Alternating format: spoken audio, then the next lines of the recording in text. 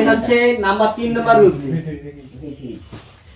ভার্বের সাথে আইএনজি, এটা হলো 3 নম্বর রুলস। কি নম্বর রুলস? 3 নম্বর রুলস। আচ্ছা, তাহলে ঝামেলা লাগবে কোন জায়গায়? এই যে এটা হচ্ছে এক গ্রুপ, এটা এক group, shall be will B এটা এক গ্রুপ, হ্যাভ হ্যাজ এটা এক গ্রুপ, এটা একাই এক গ্রুপ, হ্যাড বিন, হ্যাঁ এটাই একাই এক গ্রুপ, আর এই দুটো হচ্ছে এক গ্রুপ। এখন গ্রুপ বুঝতে হবে, এখানে শুধু গ্রুপটা বুঝতে হবে। এখানে কি বুঝতে হবে? গ্রুপটা বুঝতে হবে। গ্রুপ বুঝলেই শেষ। এখন কথা শোনো, তাহলে এখন আমরা যেটা দেখবো বয়েজের 3 নম্বর রুলস। বয়েজের কত নম্বর রুলস? 3 নম্বর রুলসে, বয়েজের 3 নম্বর রুলসে হচ্ছে ভার্বের সাথে আইএনজি। কোন ভার্বের সাথে যদি আইএনজি থাকে, কোন ভার্বের সাথে কি থাকে? আইএনজি থাকে, এটার নাম হচ্ছে ভার্বের 3 ভয়েসের 3 নম্বর রুলস। এটার নাম কি? ভয়েসের 3 নম্বর রুলস। তুমি কোন ভার্বের সাথে একটা বাক্য দেখতেছো অ্যাক্টিভ ভয়েসের, ভার্বের সাথে আইএনজি যুক্ত একটা শব্দ আছে, আইএনজি যুক্ত একটা শব্দ আছে, তাহলে আইএনজি যুক্ত শব্দটা দেখার পরে তুমি দেখবেন আইএনজি যুক্ত শব্দের আগের শব্দটা কি আছে। আগের শব্দটা কি আছে?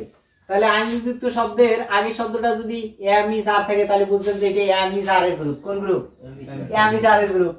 আর যদি দেখেন ওয়াস ওয়্যার এর যে কোনো একটা আছে, তাহলে বুঝবেন যে ওয়াস ওয়্যার এর গ্রুপ। বুঝতে হবে। যদি শ্যাল বি অথবা উইল বি যে কোনো একটা দেখেন, তাহলে এই shall be will be group. যদি হ্যাজ বিন হ্যাভ বিন যে কোনো একটা দেখেন, তাহলে হ্যাভ বিন হ্যাজ বিন এর গ্রুপ। বুঝেন? হ্যাড বিন থাকলে এটার কোনো গ্রুপই নাই, এটা একাই একশো, এটা ওই গ্রুপের। হ্যাঁ, একাই একটা মহাদেশের।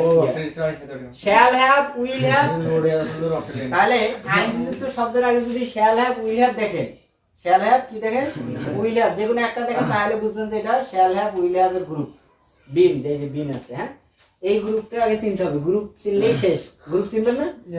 আচ্ছা, গ্রুপ যদি চিনে থাকেন তাহলে আসেন গ্রুপে। হ্যাঁ, অস্ট্রেলিয়ান, থাইল্যান্ড,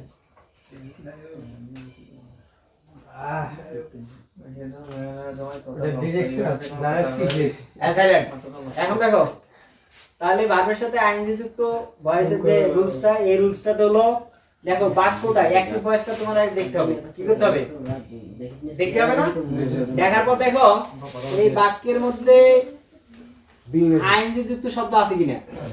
আছে, আইএনজি যুক্ত শব্দ আছে, তাহলে বুঝে নিতে হবে এটা হচ্ছে আইএনজি গ্রুপের রুলস। কিসের রুলস? ING rules. আইএনজি রুলসে দেখো এর আগের শব্দটা বলছি কি, আগের শব্দটা কি আছে দেখো, উইল বি। কি বি? Will be. তাহলে গ্রুপ কোনটা? শ্যাল বি আর উইল বি। কিসের গ্রুপ? শ্যাল বি আর উইল বি গ্রুপ। যদি shall be will be group থাকে, তাহলে বেশিরভাগ উইলে মারি দিবেন, বেশিরভাগ উইলের সাথে যা থেকে তাই মারি দিবেন। এখন দেখেন বুকটা আসলো সামনে নাকি? বুকটা সামনে আসার পরে বুক অনুযায়ী উইল বি, এটা ঠিক থাকবে। এটা কি থাকবে? ঠিক থাকবে। ঠিক থাকার পরে কি নিতে হবে? একটা বেং নিতে হবে। বেং মানে হচ্ছে এই আইএনজিটা তুলে দেওয়ার জন্য একটা বেং নিতে হবে। কি নিতে হবে? বেং নিতে হবে। ঠিক আছে, উইল বি বেং। তারপর হচ্ছে কি, এই যে আইএনজি যুক্ত শব্দের পাস্ট পার্টিসিপলটা নিতে হবে। রিডের আইএনজি উঠে যাবে, আইএনজি তো উঠে যাবে অবশ্যই। তাহলে রিডের পাস্ট পার্টিসিপল হচ্ছে রিড, ওই একই জিনিস, তিনটে একই, রিড। তারপর এটা একই সূত্রের একটা হচ্ছে বাই, সূত্রের বাই হি থাকলে হিম। এখন যদি এইটুকুতে দেখো যে উইল বির জায়গায় আছে শ্যাল বি, ইজ আছে, তাহলে ইজ তাহলে কি করতে হবে? He is reading book. তাহলে book is being read by him. ওই একই জিনিস, শুধু ওই গ্রুপেরটা নিতে হবে। বুঝছেন?